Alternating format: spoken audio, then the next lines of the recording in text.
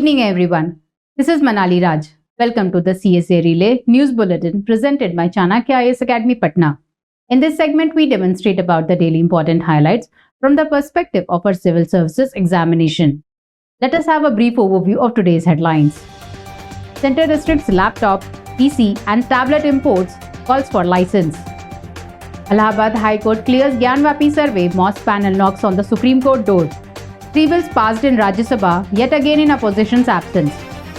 Data protection bill tabled in Lok Sabha. Lok Sabha passes Delhi services bill amid opposition walkout. Himalayan vulture bred in captivity for the first time in India. Services PMI hit 13-year high in July. Today's synoptic report is about coup in Niger. Moving into the details of the news, the central government restricted all imports of laptops, tablet, all-in-one and small-factor personal computers, requiring licenses for these products to be brought into the country and sold to consumers. The move is expected to particularly impact short-term laptop availability from laptop brands that rely on assembly abroad, such as Dell, HP, Lenovo, and Apple. According to Directorate General of Foreign Trade, the notification may entail longer wait times for individual products to be cleared for import and sale in India. The said restriction shall not be applicable to imports under the baggage rules. An expensive prospect is that the laptops can be purchased online from overseas. However, when these are imported by individual buyers, the import duty and shipping fees may make this an expensive prospect, as tax may also have to be paid in the country from where the laptop is purchased. Devices imported for research and development and those repaired abroad are exempt from these restrictions. Electronics such as laptops are generally sold at lower rates than the maximum retail price, which allows manufacturers to hike prices on short notice when needed. The move lifted the spirits of domestic laptop assembly firms under the PLI scheme. In 2022-23, India imported $10 billion worth of automatic data processing machines and units, the category under which all these products fall according to the data from the Department of Commerce Export-Import Data Bank. This was 13.27% lower than the number of imports in the previous year. Hours after the Allahabad High Court allowed the Archaeological Survey of India to conduct a survey of the disputed Gyanvapi Mosque in Varanasi, the Muslim side moved the Supreme Court against the High Court's order. The Hindu side has already filed a caveat to preempt an ex parte orders being passed by the top court.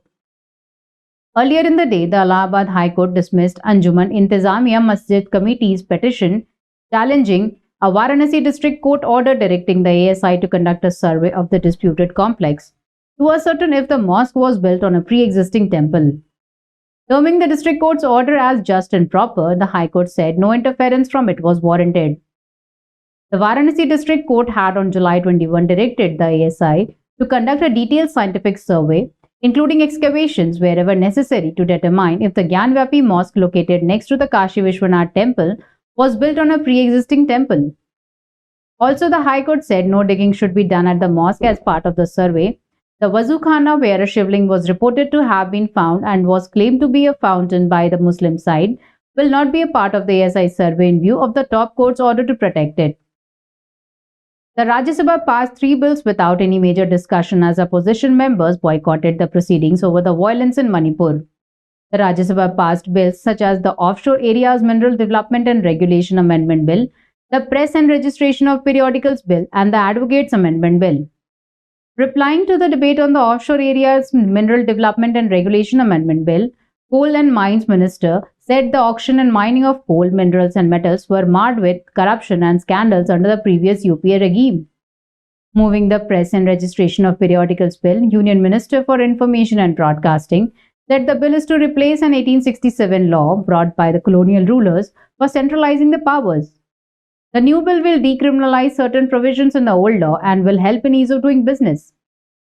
The proposed legislation is based on the spirit of upholding media freedom and ease of doing business by making the entire process of allotment of title and registration of the periodical simple and simultaneous through an online system without the requirement of any physical interface, which would be fast-tracked by the Press Registrar General, thereby ensuring that the publishers, especially small and medium publishers, face little difficulty in starting a periodical. Arjun Ram Meghwal moved the amendments to the Advocates Bill. The bill is a continuation of the Centre's policy of repealing all obsolete pre-independence law which have lost their utility. He said the centre had consulted the Bar Council of India to amend the Advocates Act of 1961 and incorporated provisions to reduce the number of superfluous enactments in the statute book. The amendment is also to insert a new section that gives power to every High Court, District Judge, Sessions Judge, District Magistrate and every revenue officer, not being below the rank of a collector of a district, to frame and publish the list of touts. Union Telecom Minister Ashwini Vaishnav tabled the Digital Personal Data Protection Bill in the Lok Sabha amid protests from the opposition parties demanding it be sent to a parliamentary committee. The bill proposes to regulate the usage of personal data of citizens by private companies as well as government agencies and is the first legislation related to privacy. It says personal data can be only processed by data fiduciaries, entities that collect and process personal data, companies or the government agencies lawful with the consent of the individual concerned. However, state agencies will be exempt if they use data for national security purpose or emergencies like epidemics. In case of a data breach, the entities will have to cough up rupees 250 crore in each instance. The bill mandates data fiduciaries to inform users, mentioning in clear language why their data is collected and what is its usage. Users can withdraw their consent at any time. The bill will protect the rights of all citizens, allow the innovation economy to expand, and permit the government's lawful and legitimate access in national security and emergencies like pandemics and earthquakes. The bill will be tabled in Rajya Sabha next week. The Government of National Capital Territory of Delhi Amendment Bill 2023 was passed by a voice vote amid an opposition walkout. The bill aimed to replace the National Capital Territory of Delhi Amendment Ordinance 2023, which deals with the control of services in Delhi. The bill aims to balance the interest of the nation with the interest of the Union Territory of Delhi in the administration of the capital. Key amendments include designating Lieutenant Governor as the final authority, empowering a Lieutenant Governor to appoint heads of boards and commissions, creation of the National Capital Civil Services Authority and its composition. The bill seems to be an attempt to redefine the power dynamics between the Delhi government and the central government, particularly regarding the control over bureaucrats and administrative matters. Researchers have recorded the first instance of captive breeding of the Himalayan vultures in India at the Assam State Zoo, Guwahati. Categorized as near threatened in the IUCN Red List of threatened species, the Himalayan vulture is a common winter migrant to the Indian plains and a resident of the high Himalayas. Details of the successful breeding were recently been published in a paper titled Breeding of Himalayan Vulture, Gyps himalayensis Hume 1869, in the Assam State Zoo, Guwahati, Assam, India, in the Journal of Threatened Taxa. The Himalayan vultures successfully bred at the zoo were rescued in 2011-12 from different poisonings and accidents. Breeding the species in Guwahati was a daunting task, as in nature the species breeds in snow-clad mountains. But as these birds were kept in zoo for a long time, they acclimatized to the tropical environment. The unprecedented scale and speed of declines in vulture population has left all the three resident Gyps vulture species categorized as critically endangered on the IUCN Red List. India's services sector output, as measured by the S&P Global India Services Purchasing Managers Index, rebounded from a 3-month low in June to a record 13-year high of 62.3 in July. A reading of over 50 on the index indicates an expansion in activity levels. Output levels improved at the sharpest pace since June 2010 as per the survey-based index, with the firms attributing this upturn to strong demand and new business gains. However, the pace of job creation remained slight and on par with the previous 2 months despite the higher workload, as firms resorted to hiring a combination of part-time, full-time, permanent and temporary staff. Input costs rose at the fastest pace in 13 months, driven mainly by the food, labor and transportation cost, while output prices increased at the slowest rate in 3 months, as firms seemed to be wary of losing fresh contracts. Today's synoptic report is about the coup in Niger. Niger's military ousted President Bazoum, attributing it to the deteriorating security situation and bad governance, including corruption, inflation, and food insecurities. The global response to the coup has been largely negative, with the condemnations and suspension of cooperation from the United Nations, USA, European Union, and France.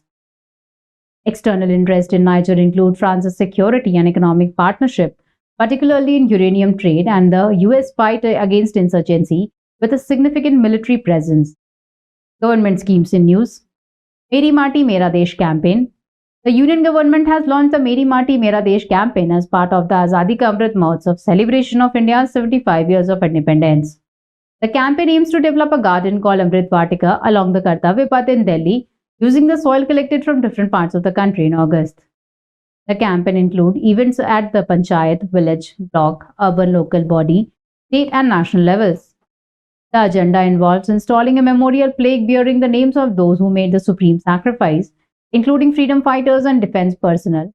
People will take a solemn pledge at the memorial site to reaffirm their commitment to the country. Study in India portal. The Indian government launched the Study in India portal, marking a crucial step towards making India a hub of global education.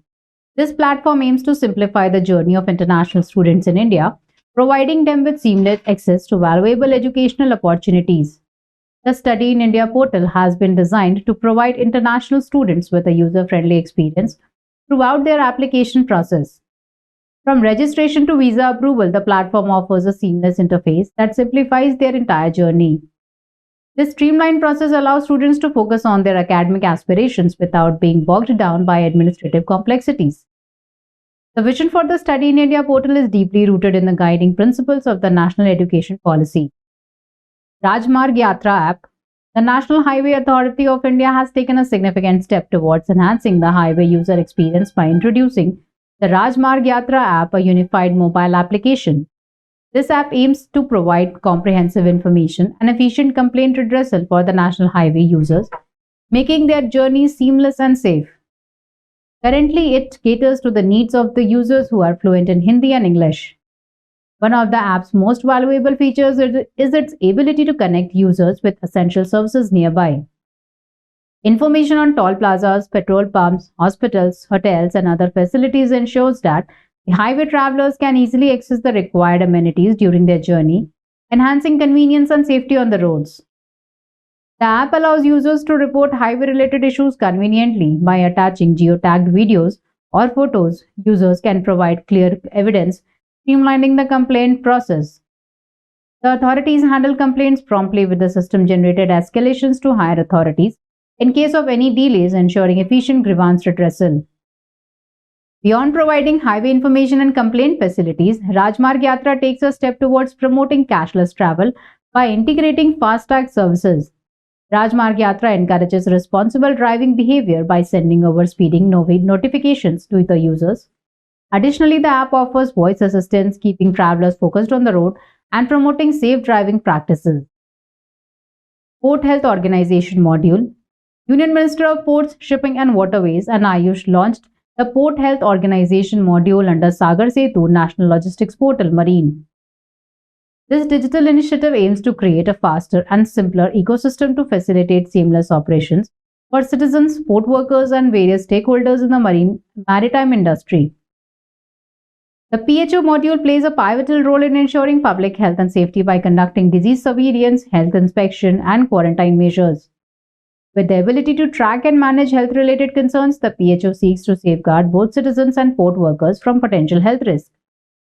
In April 2023, the mobile app version of NLP Marine Sagar Setu was introduced, revolutionizing vessel-related information access. The app provides real-time details about vessels, including gate information, container freight stations, and transactions. It also facilitates digital payments for charges associated with import and export clearance process, promoting efficient and transparent transactions. Sagar Setu National Logistic Portal Marine aims to boost maritime trade by enhancing the ease of doing business in the sector. By implementing digital processes and providing real-time vessel information, the portal facilitates smoother operations, expedites transactions, and fosters a more efficient maritime network. Some news in text. There are 703 posts in the Indian Police Service, 1042 vacancies exist in the Indian Forest Service, 301 in the Indian Revenue Services, according to a government report. Number of government websites that faced hacking incidents has crossed 36. According to the data shared by the Minister of State for Electronics and IT, a total of 1,12,474 cybersecurity incidents have been tracked by certain, and over 4.29 lakh incidents pertaining to financial institutions occurred in 2023.